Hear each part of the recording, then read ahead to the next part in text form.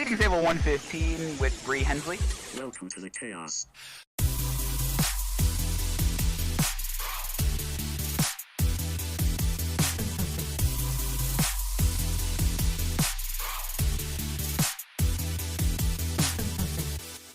Yeah, welcome back to Yes. the chaos. Good day. Good What's day. up, Daddy? What's up, Mikey? All right. Man, I'm very excited today. I got somebody very, very, very special to me and one of the most badass operating females in the industry, hands down. Like during some of my craziest events, this has been my partner in the trenches, and I'm so glad to talk about it with you. What up, Brie? Ladies and gentlemen, Brie Hensley, welcome to the show. Hey, I'm excited to be here. How are you, Brie? We're excited to have you. Excited to hear what you got to say about this fine young gentleman right here, Mikey. I got stories. Me and Brie got some stories together, but I know, like I said, man, she is one of the most hardest workers I've ever got to work with. Her attention to detail is incredible. So, Brie, let's kick it off. How did you get into the nightlife scene? Tell us about you, where you're from, how you started. Oh, wow. How much time do you got? So, We usually go for about an hour. it was something that's pretty organic to me. Something I've always been kind of passionate about. As most people know, I'm from Indiana originally, graduated from Purdue. After I graduated, like most people with degrees, they have no idea what they're going to do with them. They sit on a shelf or diplomas hang on a wall. That's about it. But I went out looking for what I wanted to do. Lived in Indianapolis, did what everybody else does too, bartend. Yeah. So from there, I moved to... You were bartending though while you were playing college softball at that time, right? I did not bartend. We were not allowed to have jobs. I was a Division I athlete in the Big Ten, so I played softball at Purdue, which some people know. A lot of people out here do not know, but people who are close to me do know that I was that person. No stereotypes here. It's Purdue's a fine. Boilermaker? Oh, yeah. So Boiler actually- up. Drew Brees! I actually went to school with him. Yeah. She would work out with him. That was her Yeah. homie. Yeah, that was... We shared the leg press quite often. You're lying, dude. I'm this close to Drew Brees. You're always one person removed from everybody in the nightlife setting. This is great. Man, he's as nice as he seems to be, too. That is not an act. That's not a PR move. That is not a portrayal. You know, Yeah. that is not the media. That is just who that guy is. I'm He from is New genuine. Orleans, so he's our hero. He's always going to be just super important to what we do in New Orleans in our culture. But proceed. How do you feel about him being the new sportscaster for the Notre Dame Fighting Irish this coming season? I'm still sad that we couldn't get him a second ring or even third ring because he deserved it. And I'm still hurt about it, but I still love him. It's all right. I We agree. can go back to it. Yeah. All right. So you started Yeah. bartending. So you started bartending in Indy. In Indy, yep, was like, okay, I need more. I need to be doing something with these degrees. So I moved to San Diego, just kind of up and moved, made the decision on a whim, moved out to San Diego, was meant to kind of be a temporary move before I moved to LA, and ended up falling in love with the city, stayed for 7 years. Started my career in hospitality with the W, was with that company, with them for about 6 years, worked my way through the ranks. At that point, the GM of the hotel was like, you've outgrown this city, you've outgrown this property, you should really think of something bigger. And she suggested a few places. I was like, huh. So it really got in my head, and I was like, I should really think further into this. And then next thing I know, I've got an interview with the Cosmopolitan and in Vegas. Went out there for an interview. They made me an offer on the spot. 8 days later, I was in Vegas. Wow. So, yeah, it's just my career has kind of opened its own doors organically with opportunity. You know, paths I took I never thought existed. So ended up with the Cosmo, ran the pool there, and ended up inheriting oversight of the concerts, the summer series concerts, ran the concert operations. In the back of my mind, I was still like, how do I get in nightlife?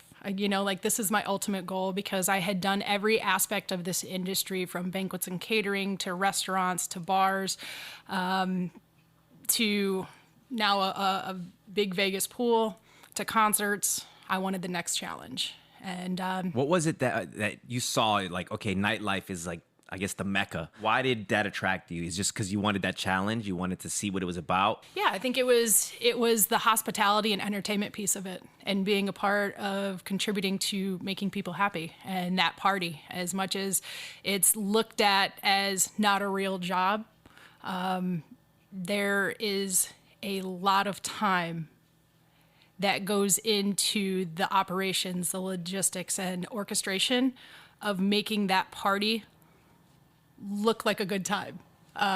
People don't understand how daunting and how challenging it is and how much time that goes into that. But you got to love it. It's a lifestyle. If you don't love it, you'll never make it. You can teach people the technical aspects of it, but if you don't live it, it's just not going to click. It's just not. One of the coolest things about working with Brie is, like, we have a lot of us on the show who are on here who want to use this as a means to an end, right? Like, yo, she genuinely loves it. And, like, you can see it in her work and how passionate she is in, like, every little detail. It's really cool, but it's also cool for us because this is a very different dynamic, because we haven't had anybody on the show who wants to continually move up the ranks like she has and like she's doing. So it's definitely a cool little transition from some of the other guests for sure. we've Yeah, had. I'm very interested to hear that side of, the thought process behind you wanting to move up. Eventually, you want to own your own business, or I like consulting. I think eventually I would like to go the consulting route because I like the new challenge. I like things to stay fresh. But, speaking of challenge, kind of circling back to where we started as far as how I got into nightlife, next thing I know, Marquis, is approaching me. And I ended up there. I went through an extreme process interviewing process with them. I sat down with executives, went through the process. I had probably about 10 interviews before they made me an official offer. Wow. And it technically, because I didn't have nightlife Vegas caliber experience, they took a chance on me and I was ready. I was like, that's fine. I'll show you. And, I just kind of jumped in and took the reins. And again, it just made me want more. I will say, being a female in a very male dominant role, the boys club is very much alive in that. Mm-hmm. So I faced a lot of different challenges than most would in this industry and in this position. But I've gone above and beyond improving myself. Let's talk about that boys club, because we've talked about this. It's definitely a thing, but I haven't seen many females who can navigate that like you can. So, like, what was that experience like? And then what was the mental toll that kind of took on you? Also, what position were you hired as, a GM or? No, I was just brought in as a nightclub manager. When you interview with this company, they interview you for the company as a whole. And from there, they decide on where they feel that you'll be the most effective. And, obviously I went in wanting that position at that particular venue. That's ultimately what they offered me. It was a great experience. I'm not going to lie. There was a lot of, like I said, challenges that came, like I said, being a female in this role, not just internally, but even from the guest perspective. I encountered a lot of situations where females and women were not viewed as somebody who could be in a position of power, constantly, being like, where's your boss? Like, where's your manager? Type stuff. And I was more than capable of handling it. I took it like a grain of salt. I didn't take it personally. I was like, okay, cool. So this is what's going to happen. So cute. Sit the fuck down. But yeah, it just, like I said, it's something I've always been very passionate about. And I tell this story all the time because it's kind of funny, because when I was growing up, at first I wanted to be a doctor. I did. Like, that was kind of, I wanted to go to medical school. I'm a nerd like that. But the movie that changed my life, Cocktail. Yes, dude. Such a great movie, though. The first half of that movie is amazing. Yeah, oh, it's God. incredible. Yeah, it just made me... Part of our logo is based off of that movie. Oh, Yeah, a friend of mine actually started writing a sequel to that. That's awesome. Catching, Really?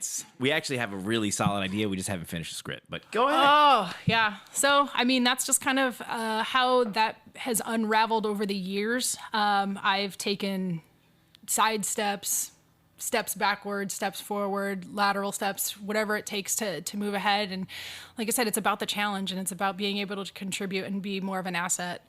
I take a lot of pride in what I do. I'm a perfectionist. I'm, like he said, I'm very, very detail oriented. Every decision that I make has a process. And I run through that process through my head and make sure that I have a solution for everything. And obviously, you can't have a solution for everything in every situation right out of the gate. But you better believe I'm going to try and make sure that it's going to be as close to perfect as possible. Yes. So Her Excel it's- sheets are mind blowing. Hey, I love my Excel sheets. It's like wizarding though. It's like I don't even know how that works. I but don't even okay. know how to open an Excel sheet. Oh, Like I tried it she's the taught other me- day. She's taught me a lot, thankfully. I will nerd out on some spreadsheets. Don't Oh, do it. man. Yeah. So bringing those two together, and then again being with the company, being with Tao Group, it opened up a lot of opportunities, a lot of great experience, and that's how I was given the opportunity to run the Sky Deck with this guy over here. Fun times. We'll get He to didn't. that one. He didn't know shortly. how to handle me. Nobody did. No. I'm just very, like I said, I'm very straightforward. I care about what I do, so it's more than, a lot of people get in this industry for the attention or because it's fun. I don't know how many times people would come up to me and be like, "Oh my God, your job has to be so fun," as they're getting a blank stare. Yeah. And I'm like, "Cool, I haven't slept in like a week, and it's not because it's fun." Like, that's why I'm like, you gotta love it. You're gonna be sleep deprived. You are, you're just gonna be racked. I mean, I can't even count how many times I've been puked on or Yeah. slept in stuff. Yeah, it's a whole thing. So Can you explain to people who have never been to Vegas or have been to Vegas, have been to the clubs, what Marquee is like? talk about a mecca like that it's a groundbreaking experience. It's a lot of moving parts, and like I said, it's a lot of detailed, and the orchestration of getting all those moving parts in sync to throw a great party continuously.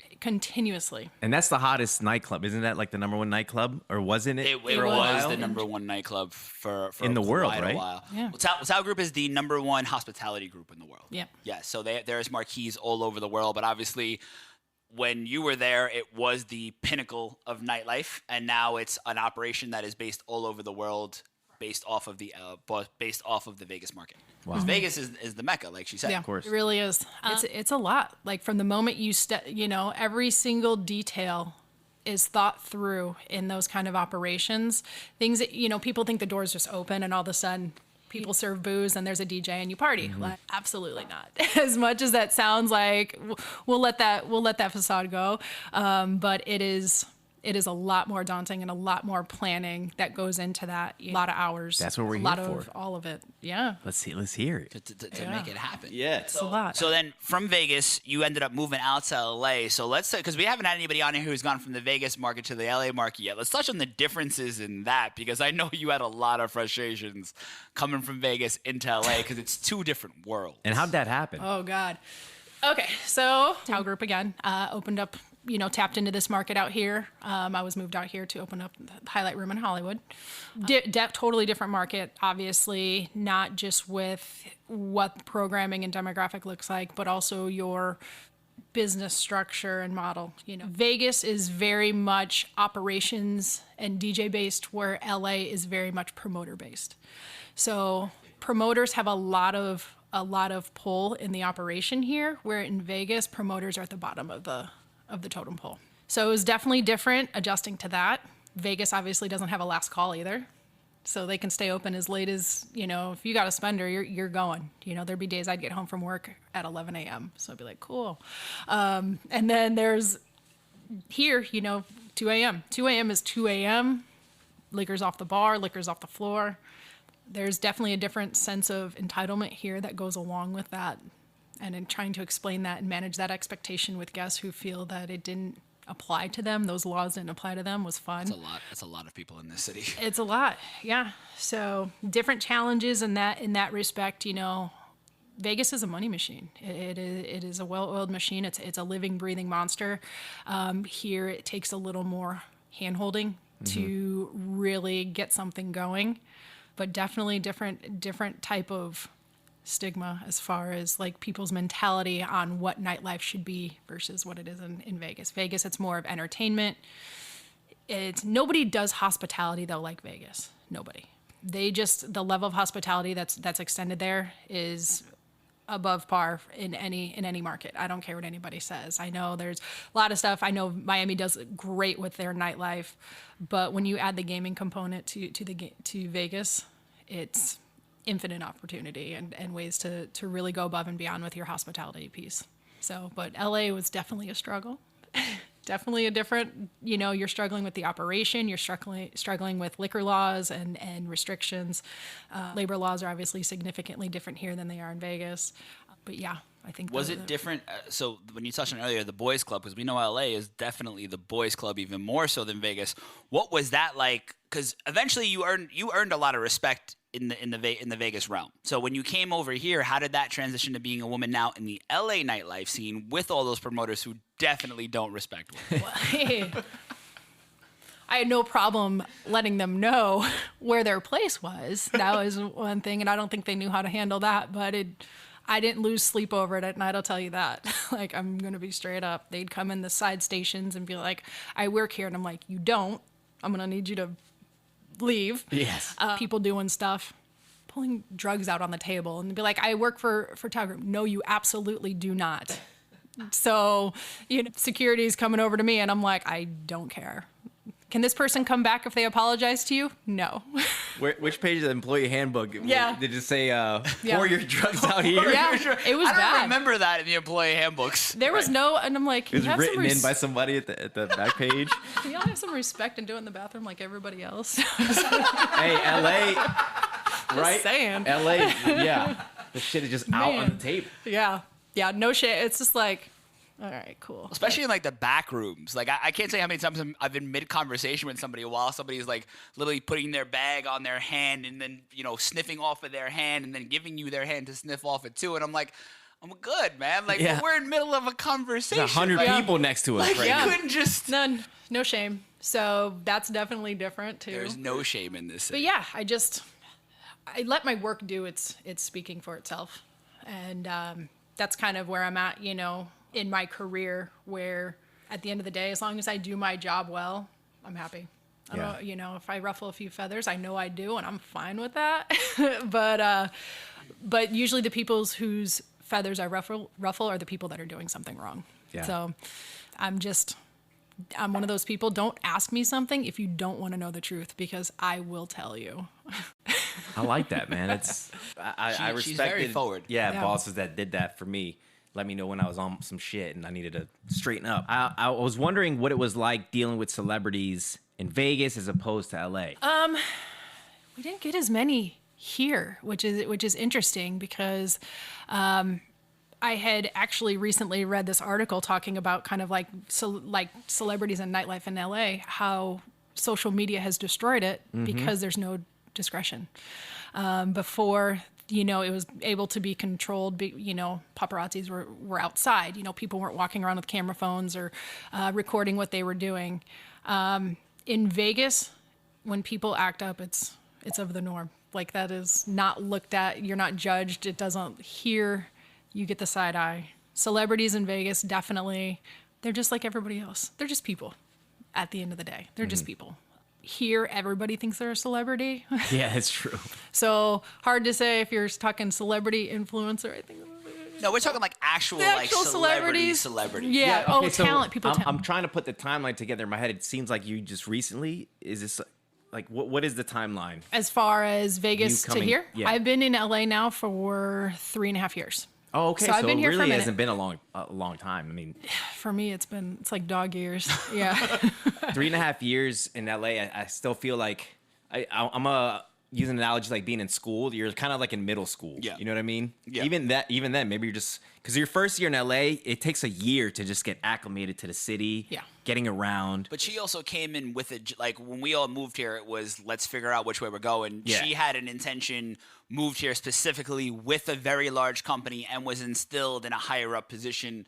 So her experience is gonna be much different than Much ours. different. Yeah. But as far as just the city itself, it does take like a year to Acclimate. acclimate. Yeah. Yeah. I mean, in general, and I can't even say if it's necessarily just the LA nightlife market. I really only have experience locally in the Hollywood nightlife market, which is its own entity. Yeah. It's definitely a different culture. It's definitely a different vibe, but it's been an adjustment, I'll tell you that much. And that's crazy because before you even got here, it was more of a free for all in the nightclub industry. Like Yeah. you It's came in when it got more what's the term? Put together. Put together, more corporate. I was about to say Way more corporate. corporate. It's way more Yeah, corporate. It was not like corporate when we started. Mikey and I started, it was a free for all. I mean, just the structure, system, Everything. drinking, like Being employees excited and that gives me so much anxiety right now. Employees in Vegas, you can't drink on the job, You right? cannot.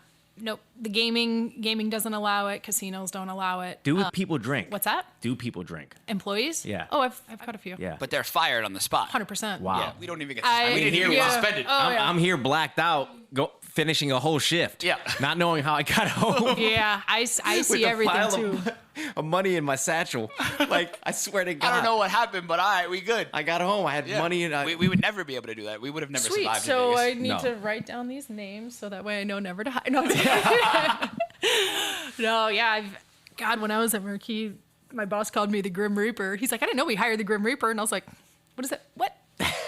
He's like, you're firing everybody. I was like, I don't fire people. They fire themselves. I can't help. I can't unsee these things. Like, I can't just look the other way. Yeah, so. because I've always wondered that. I know when I went to Vegas, well, in the early days, I heard you can't drink Yeah. on the job, and to me that was like, what? We would have never survived. Because they tell us here, hey, you can't drink, but you see the manager and GM blasted, then everybody else it trickles down. It's like they lead by example. I think there's and too you much can't fire money. someone if you're doing it. Yeah. Yeah, I think there's too much money in the industry to take the chances on that. Obviously nowadays too much liability that comes along with that. The difference too, what I've noticed between Vegas and here is the employees in Vegas, that's a career. Like they make enough money to make a career out of those positions where here it's supplemental. Here They I have dealt unions with, in I'm not Vegas. coming to work today because I have an audition. I'm sorry, what? Great. It's like, how do you handle it? It's like, Well, like for What? us, I mean, if there would have been a point where I had if I would have went to an audition on a Friday afternoon and they would have called me back for a second and a third, and then by Friday night I know I booked a TV show for the next year, I'm not showing up to work that night. I'm gonna show up and be like, fuck you, fuck you, Yeah. fuck you. You're cool. cool. I'm out. See you on TV, bitches. That's exactly how we would have done it. And in Vegas, that's not a thing. No. Like, Daddy, she would have fired us in a heartbeat. Yes. You know what the about worst the- is when you do the fuck you speech and then the show doesn't go through and you have to come back to work. That happened to me. oh, that's amazing. But that's what it was. But like you said, in Vegas, it's a career. They have unions. There's bartender unions, cocktail waitress unions. For most of us in the city, this is a means to an end. Yeah. So like I can understand how frustrating that is being for you, for somebody who is so incredibly that's like us working on a movie and we bring on an actor who just doesn't really give a fuck and they're just there for a paycheck and we'd be so pissed. So like I can understand why that would probably frustrate the hell out of you, Yeah. especially in this city. Yeah, because it's looked at, like I said, it's a stigma and it's something that is always a challenge that people look at this industry as not a real job or not a real industry. And again, it is a specific skill set. It takes a specific type of person to be able to execute and do these things.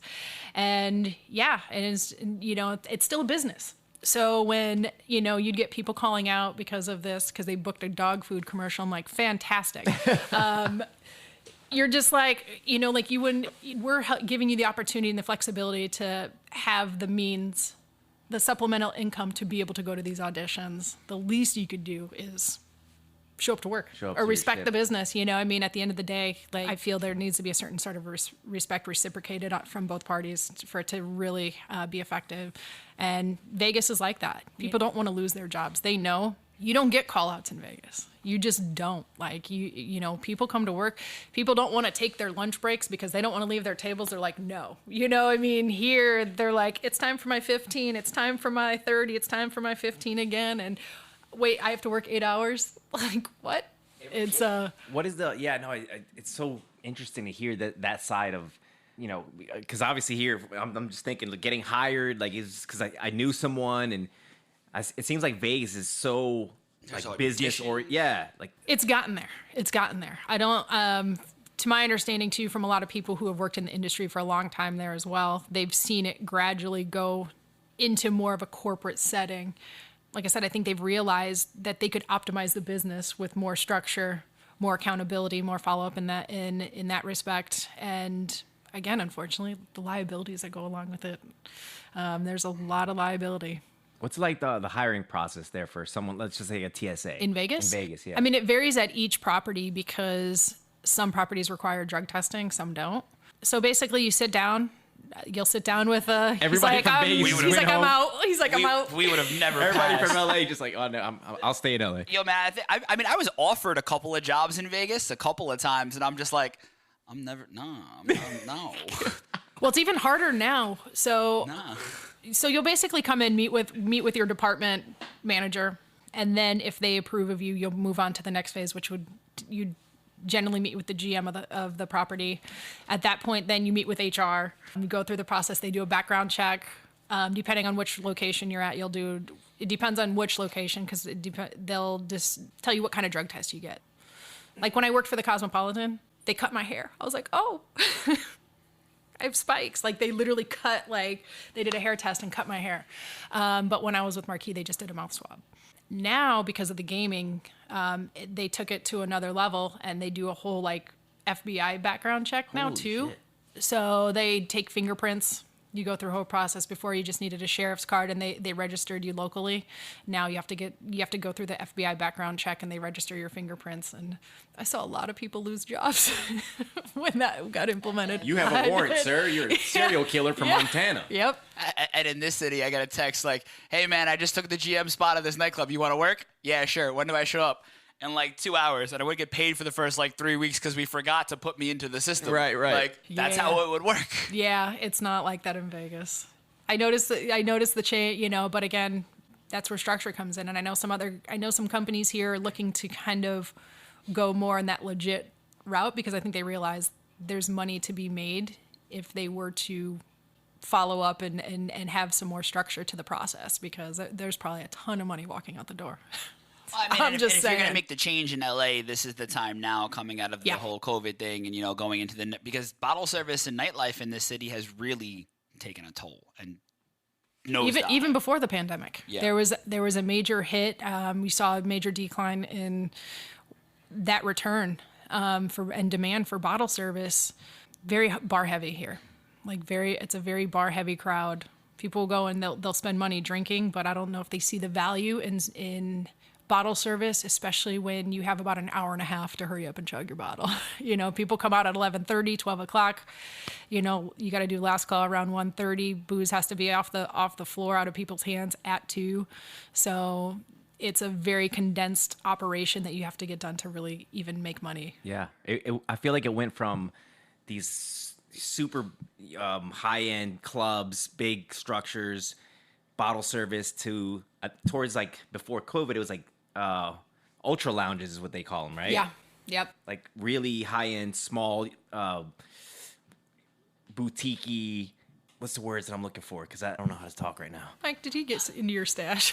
Huh? Did he get into your stash? No, he didn't. I'm just by proxy. I get high. I'm a lightweight. Not He's just surprised. around me sometimes, and he gets high coming off. Not surprised. More not surprised. intimate spaces is what I'm trying to say. Yeah, no, 100%, especially here. Like I said, people who want that experience, that sort of level of entertainment, they just go to Vegas or they go to Miami. I just don't see this market being that demo. I just don't. No, I don't think it ever will be. In Vegas, it's like you just want to party and fucking rage and get fucked up. Here, it's about I seen. gotta be seen. What are you wearing? Who do you know? How quickly do you fucking cut the line? It's all about the aesthetic here. Mm-hmm. Yeah, and I remember our first pool party here at Highlight, and I was like, okay, we're all excited. We were packed, but nobody. I'm looking around. Nobody got into the pool. Everybody was full on makeup, full on everything, and I'm like, I just wanted to start throwing people in the pool. Come on, how do we get people? It's a pool party, but nope. They looked at the water like it was going to melt them, and I was like, all right. Mm-hmm. So it's have some fun, let loose, And boom. everybody's sucking in their 6-pack, and I would never take my shirt off at those pools. Never. Well, because now it's because if you want to get seen, that's a place to do it. Yeah. You want to get noticed. If you're a female trying to pick up some dude to pay your bills, you jumping in the pool and all your makeup coming off you is not attractive.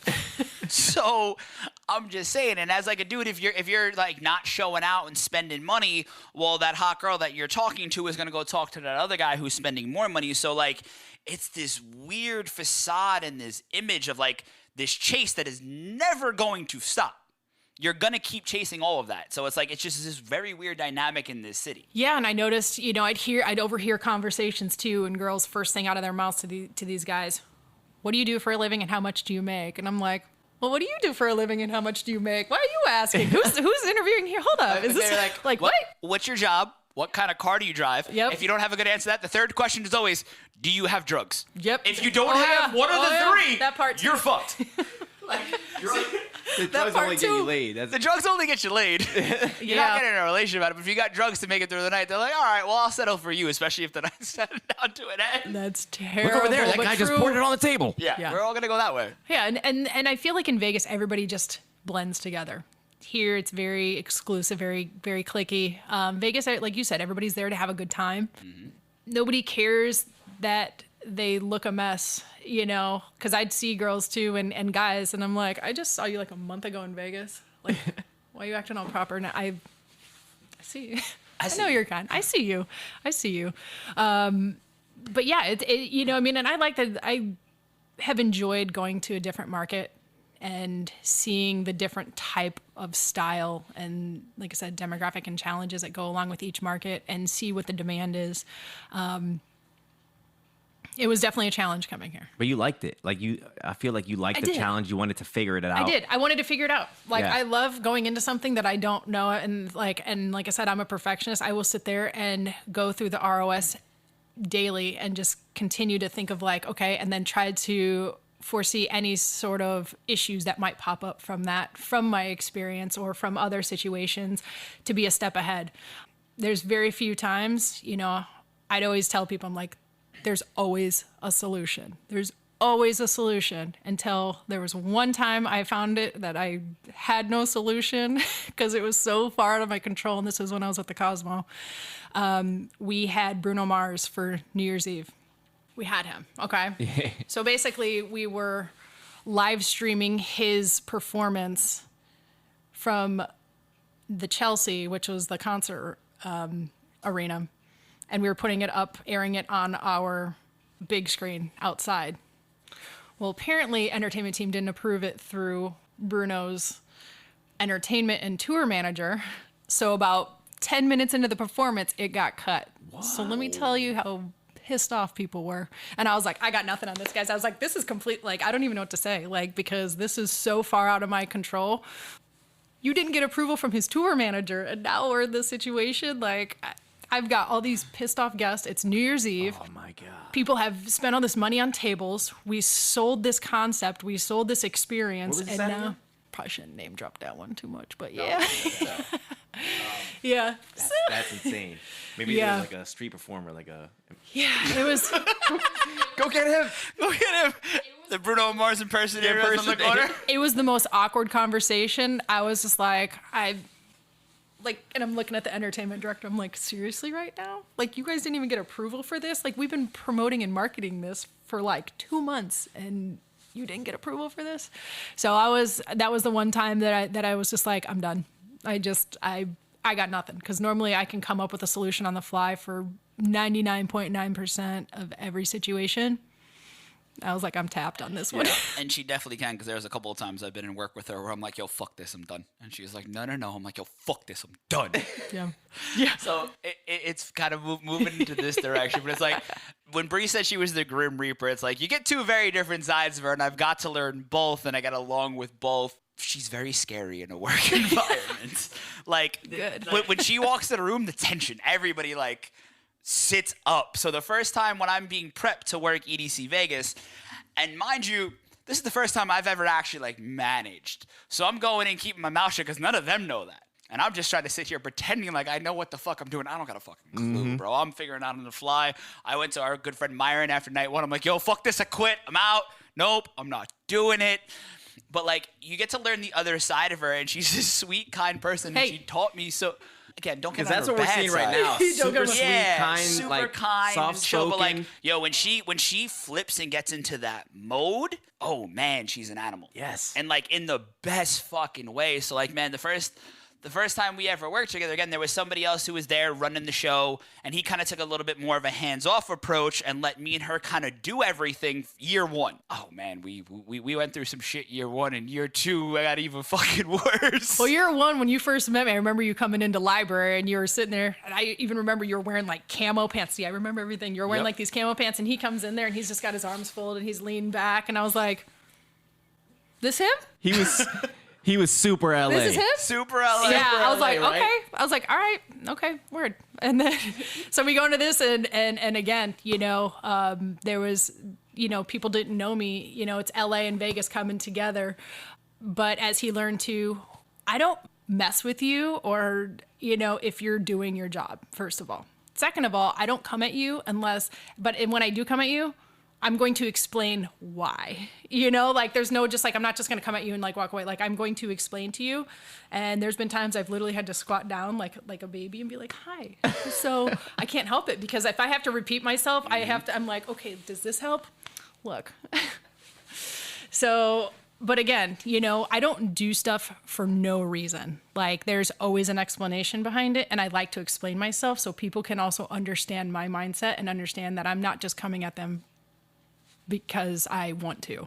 And he's got to learn that side of me and understand my mind and how it works. And I was also warned going into it, like, yo, this is Brie.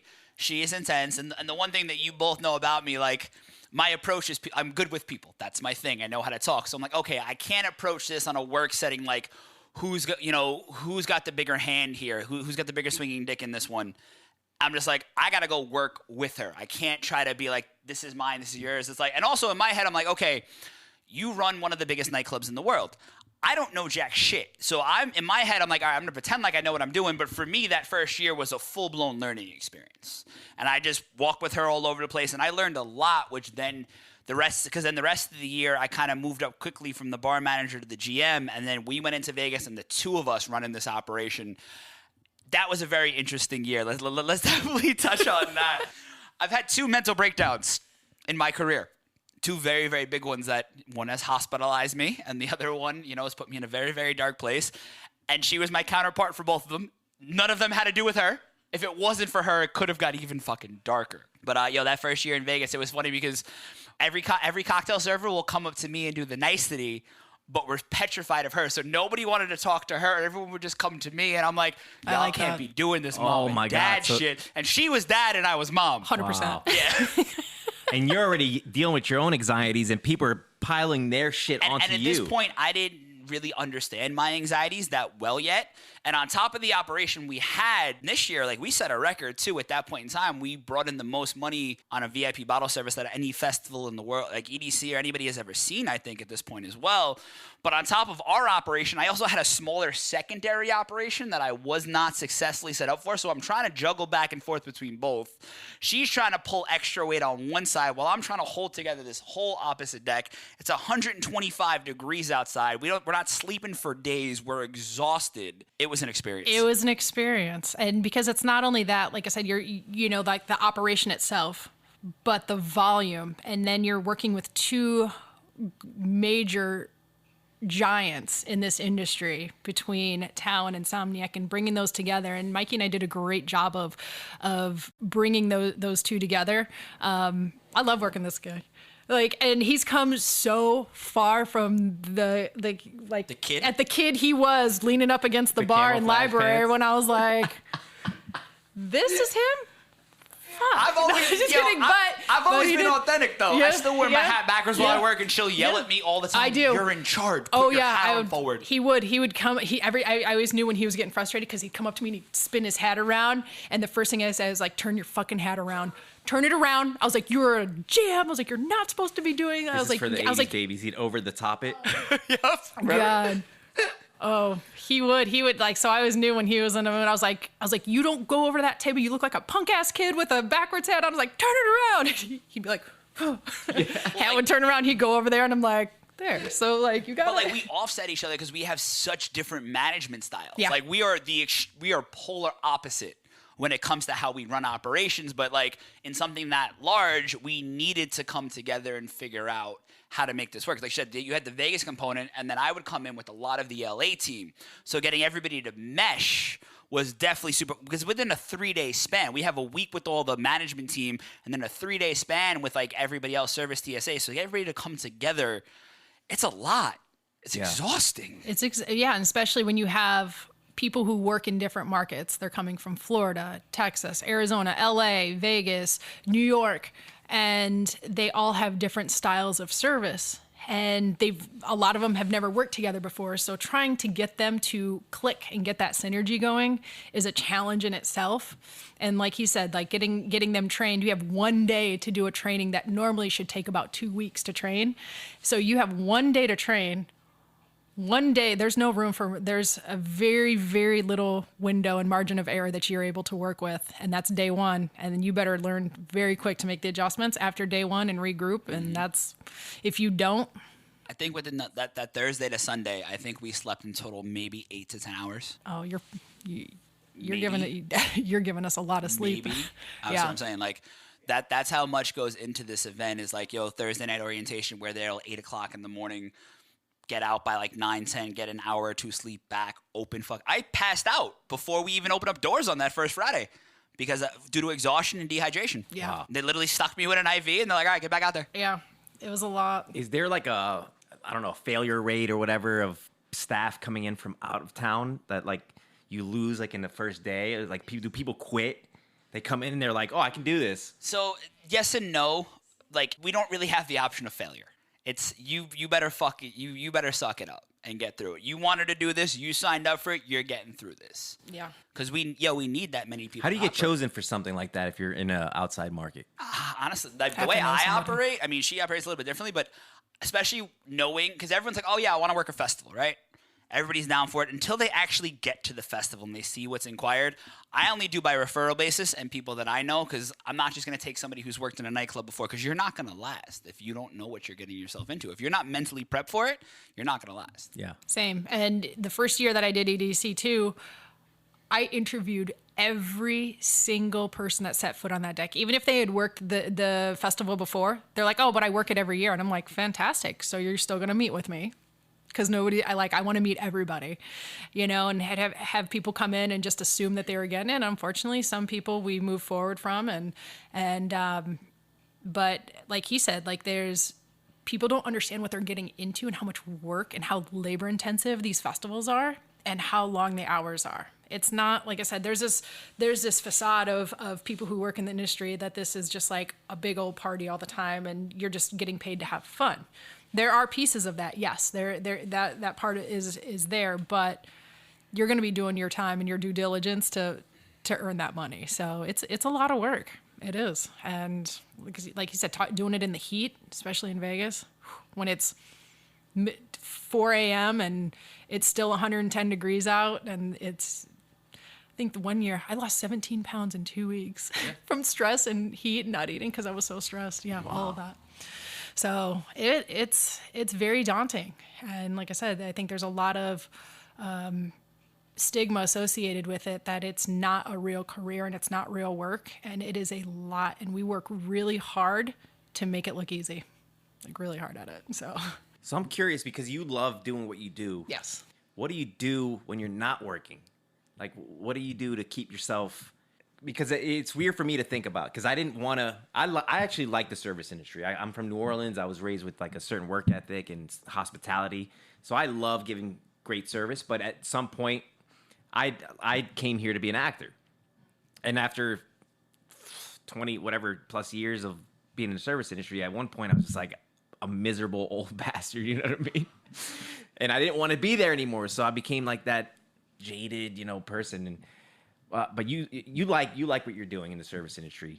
So what do you do on your normal days to like enrich your life? Or well, pre-pandemic, I didn't have time to have a life. Yeah. Like you're doing anywhere from 50 to 70 hour work weeks on average in this industry. But other than that, I love the gym. I'm a gym rat through and through. but again, it's hard to. There's a very big challenge with balancing your personal life with your professional life and having and ensuring you have quality of life, Yeah. because there's definitely some sacrifice that goes along with that. There's a lot of perks and things that go along with the industry, but again, there's definitely a lot of sacrifice that goes into that as well. And the good thing about this industry is there's so many different tiers and levels of it that you can move on to different challenges, different venues, different types of service. It doesn't have to always be nightlife. It doesn't always have to be festivals. It doesn't always have to just be one or the other. I think even post-pandemic, we're going to see a lot of new opportunities and a lot of reinvention of nightlife. And you're going to see a lot of crossover in the experiences where it's not just going to be a room with a DJ and bottle service. There's going to be more integration, I think. There's going to be a lot of more crossover. You're seeing more in these sports ultra lounges that are like sports books that transition into nightclubs that are doing, so I think there's new stuff on the horizon in this industry, which is really exciting too. Yeah, there's room to be creative and invent new Room, things, lots of especially room. because people are going to want to party. People are going to want to party and they're going to want something new, and it's the opportunity. I think things were moving so fast prior that you couldn't really get the footing to be able to make those changes because it worked, but doesn't mean it was the best thing. Yeah. So I think this is now people are getting back to their roots on this stuff and getting creative and bringing new experiences to the table, which is exciting. Yeah, So. for sure. I mean, COVID was a chance for everyone to reinvent themselves. Some people didn't. Some people stayed stagnant, but everything is going to grow into something bigger, better, or not. But I think the service industry is going to be way different. It is. I mean, for sure it is. But I'm interested to see what's going to happen after the big nightclubs, ultra lounges, and now that's going to be cool. Mm-hmm. You're going to see new stuff. And again, people are going to be ready to get back out. I think it's an opportunity to hit a new market and new demographic. And I feel like it was very concentrated in Vegas and in Miami prior. You're now starting to see this industry get a little more diluted and dispersed more out into different markets. Like you're seeing Nashville growing, you're seeing Austin growing, you're seeing Scottsdale growing, all these different big cities, Chicago's, getting more nightlife centric again.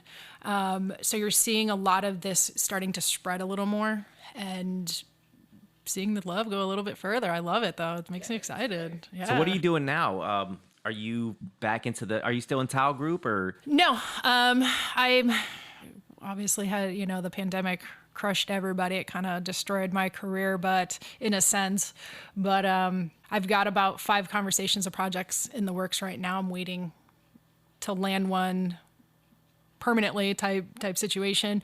But yeah, like I said, a lot of opportunity. A lot of these venues are rebuilding teams. It gave them the opportunity to reset their management teams, their ops. But yeah, I've got a few things on the table right now. Chicago, Nashville, Scottsdale, Vegas, and then 2 opportunities here. So I'm just kind of seeing how the cards fall, and we'll go. You look ready for that challenge. I am ready, man. I am so ready. The Grim Reaper needs to sharpen that I need to fire somebody. No, I'm just kidding. Yo, man. So at that EDC Vegas, actually, there's a picture of me and Brie that surfaces that we still post for each other's birthday every year. It's after we pulled this all off, after the show was said and done. We're walking around the after party. I got a 6-liter of Dom P, and she's got a Magnum bottle. And we're just to two. Everyone's like, we're like, nope, this is for us. Wow. We earned That's this. awesome. Yeah. And we're literally we walked around this fucking pool party with a 6-liter of fucking Dom. The rap party was the best part of EDC. God, it always the rap party the is best so rap fun. party because it's just all the staff and all the booze left over and whatever other extracurricular, we just enjoy ourselves. The biggest challenge of my career, and I am so thankful this woman was by my side. One of the most historic events we've ever got to be a part of was World Pride Madonna. And 5 million people came to America for the first World Pride ever, and we had the pinnacle event on Sunday night on Pier 94? I think it was 97. Pier 97, on the water, beautiful scenery for Madonna. But talk about a challenge.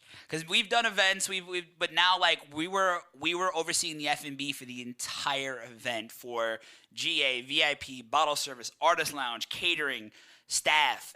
Everything fell on the two of us, and this was a new experience for us because this is something we've done, but not in this magnitude. And there was such a fucking learning curve. Yeah, I mean, especially because it was in a different market. You know, you're from New York, so you understand that. But when you're trying to work remotely and figure things out, figure out permitting and figure out all the logistics of everything from across the country, setting up something that you've never done before because we're working with volunteers because it's a nonprofit. We worked with the Gay Pride organization from New York, and it was, like he said, it was a very historic year. It was a historic event. It was the 50-year anniversary of Gay Pride, which started with the Stonewall riots in New York 50 years ago. Well, now 52 years ago. And it was the first time, and like he said, it brought, I think they even said it might have even brought like 6 or 7 million people to the city outside of what was already there. So it was historic on so many different levels, but we had the actual official festival of the event. And challenge, he's being very polite with that. Yeah, it was definitely a challenge. Like I said, when you're working with a nonprofit, we're used to working in venues where it's revenue generating and we're looking to optimize business and the experience and things like that. So you have 3 different personalities, basically, actually 4, because you're working with, 3. So you have us, and then you have production, then you have Pride. You had Pride, and then you had the union. Damn. There was a lot of things not working in our favor. And it was me and her, and we had these 2 other people, Scott Hartman and Shay Carter, who you know, which they were lifesavers to the both of us and handled. But the 4 of us, with me and her as the leads, ran this operation, which should have been done with probably a team of 60, at least 40, 50 people, I would say, should have actually compensated this entire operation. And we did it, the 4 of us. And it was just... Not only is it during the event, we had some crazy weather and wind, so we had to evacuate the entire event. Twice, right? Both days. So then also now, where our boneyard was, we were set up under an underpass under the FDR bridge. So now we had to get everybody out. There's like 30-mile-an-hour winds. Everything's blowing off. Finally stops. But the producer who we were working for at the event, our good buddy Gru, at the time, would not open the festival back up until we stocked all the bars and put all the ice. Also, it was like a 97. It's New York in June. So the humidity is ridiculous. So everything melted. So he wouldn't open up the festival until we stocked the bars. So me and Brie are like, we'll open. So now also everybody came out and they're standing right next to our boneyard. So there's about 2,000 people blocking the entrance and blocking our boneyard. So we're like, all right, well, how the fuck do you want us to do this? We literally filled up 6 golf carts with ice, drove up 59th Street, drove across Midtown, came back down 58th, across the FDR bridge, and in through the back of the festival to stock everything up before they would reopen. Keep in mind, golf carts, okay? And we had what, like 15 pallets of booze, 20 pallets of NA bet, like to move with no forklifts. In New York City traffic. Yeah. While New York City traffic is going on, we're driving our golf carts on the FDR. That's awesome, man. It was not awesome. It was not awesome. It was not awesome. Because the entire time we were just like, never again. Oh, I mean, man. I've had that conversation with him so many times. EDC year 1 that morning, everybody's like, I remember Brett coming up to me. She's like, so next year, I was like, too soon. Don't talk I was to like, me about no, too soon. It's awesome hearing about it, though. Like now, again, we were part of something historic. That week was amazing. Like we were all in New York together. Our other good friend Myron was with us. We bounced around. Like there was one night we were at the Stonewall bar and Lady Gaga and Alicia Keys just were in there and did an acoustic piano set, just chilling. It was an experience, to say the least. It was rewarding, but it was also very humbling. Oh, insanely humbling. It literally, like, you just were wrecked after. Like I said, like the heat, the weather, because again, day 2, the production got completely almost ripped down from the weather. We got hit by like a little baby tornado.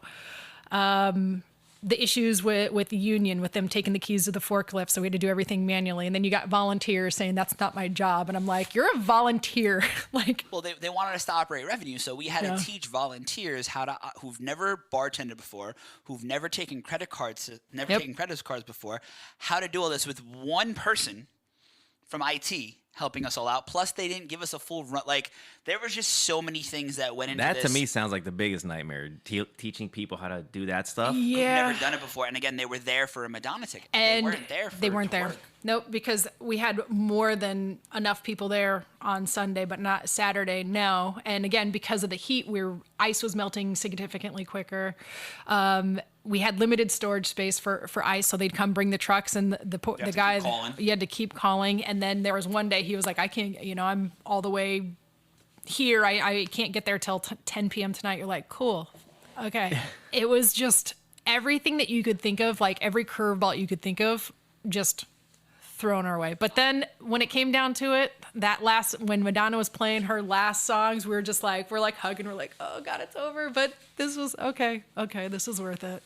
I mean, I don't How know. big was your bottle after that I one? don't know if it was worth. I had a full blown breakdown. I couldn't talk to people for a few He days. Like did. our buddy Myron, me and him didn't speak for like a few months. Yeah. and like he's one of my closest friends, and that's how much pressure was on all of us that we broke. There was a lot. I mean, he was, like I said, he was ready to quit. He's like, I'll give you my paycheck if you just walk out with me. And I was like, absolutely. How much? No, I'm just kidding. I was like, absolutely not. thought- I was like, we do not quit. We thought about it. Yeah. I We mean, definitely thought about it. I was beyond thought about it. it was bad. Like, just like I said, the heat, we manually had to move 20 pallets of booze. Like, everything was just, and there was very little support. We had to come up with solutions on the fly pretty consistently. There was a lot of miscommunication. There was a as lot of well. miscommunications. Yeah, it was a lot. But again, nobody behind the snes would know, though. Everybody at this event Correct. had the Amazing Yeah, time. they're like, Time oh of their my lives. God. And we're like, yeah. yeah. One of the most amazing parts of it is there was a point where I was running and I had 2 bags of ice and some guy just grabbed it. He's like, yo, can I help you? And I was like, I would greatly appreciate that. And he looks at me, he's like, yo, man, I just want to say thank you. I was like, because we walked out, there was like 10 of us who had the all access badges that we could do, so they knew we were the ones operating the festival. Because like, yo, man, I just want to say thank you. I was like, no. I was like, yeah, of course. I'm glad you're having a great time. He's like, no, you don't understand. He's like, I just came out a few months ago. My family doesn't accept me. This is the first time I ever felt like I belong somewhere. So thank you for creating that space for me. And then I remember taking a second. I teared up a bit and I went to her. I'm like, okay, this is why we do this. This is why we do it. This is why, like, he has no idea that behind the scenes all this shit is going on, but we made that person feel like he belongs somewhere and that he felt special. Sometimes you're not just throwing a party. No, you're making a difference. an And like experience. something You really like are. that was historic. And that's kind of where the passion comes from. You remind yourself of what these events do for people, and especially something like that, the inclusivity, the safe space, the opportunity to kind of escape the real world and forget about those things and be happy.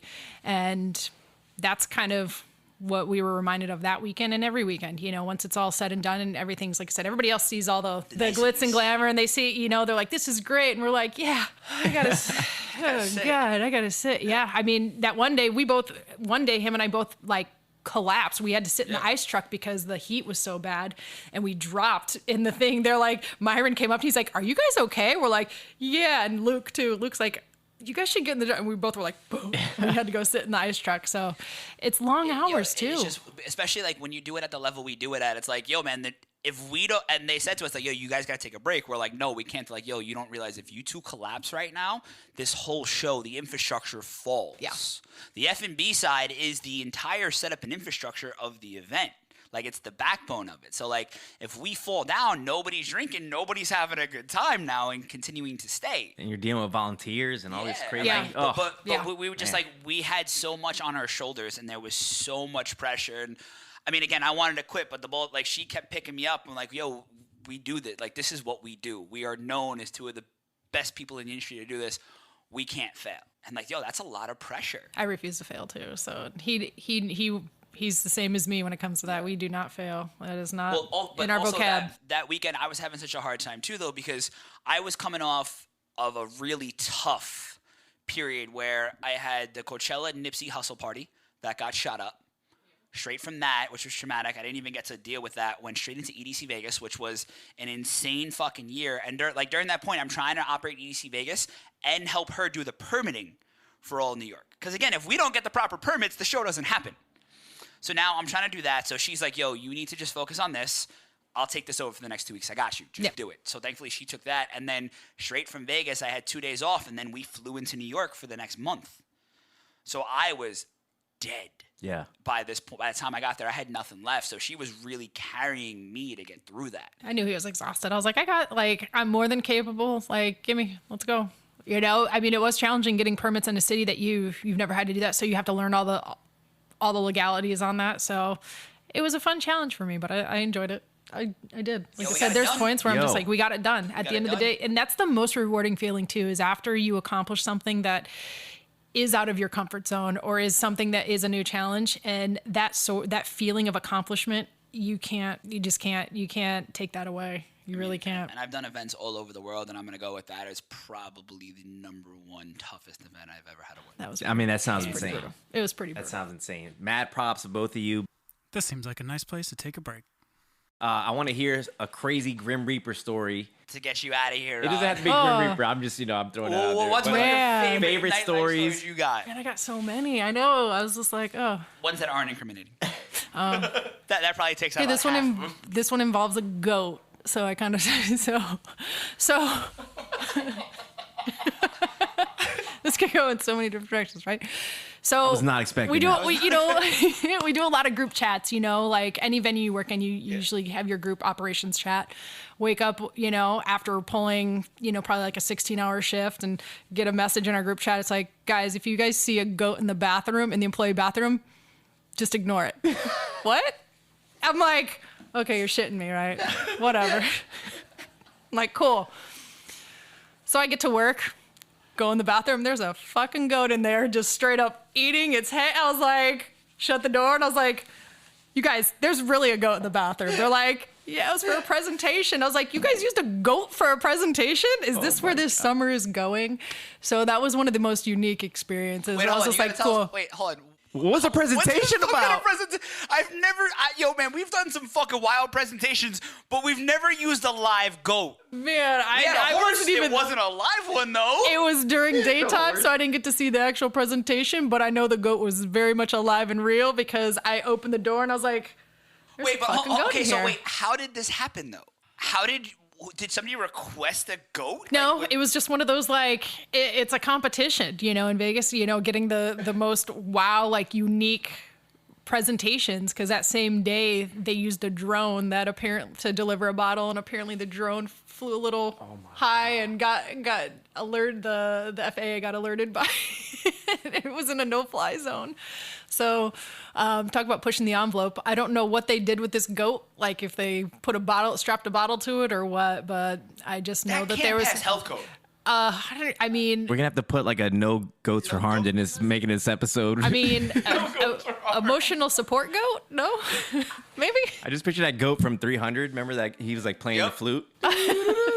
My friend Lawrence is gonna love that reference. Yeah, so that was like one of the most unique. When I was just like, wait, what? And I was like, yeah, whatever. I was like, because we talk all this shit in the chat. There'd be like, yeah, this is, and came in and there was a fucking goat in the bathroom, and I was like, cool, guys, did you guys know there's a goat in here? They're like, yeah, we said there was a goat in there, and I was like, but there's really a goat in here. The goat just poured out all his cocaine in the bathroom. It is cocaine. Leave me alone, bitch! I'm on break.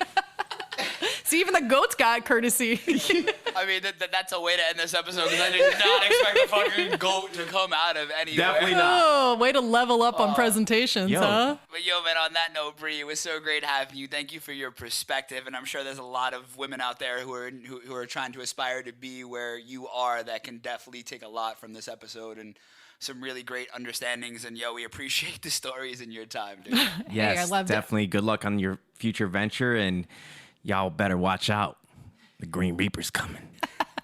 Yeah, I know. It was great to be here and love it. And on that note, we're out of the chaos. See you guys later. Thank you for listening to this week's episode of Chaos Control, hosted by Mikey Tableman and Danny J. Gomez. Producer and audio engineer, Nick Dewar. Please be sure to like, subscribe, and leave a review on the Apple Podcasts app or wherever you listen to your podcasts. Join us next week for more chaos.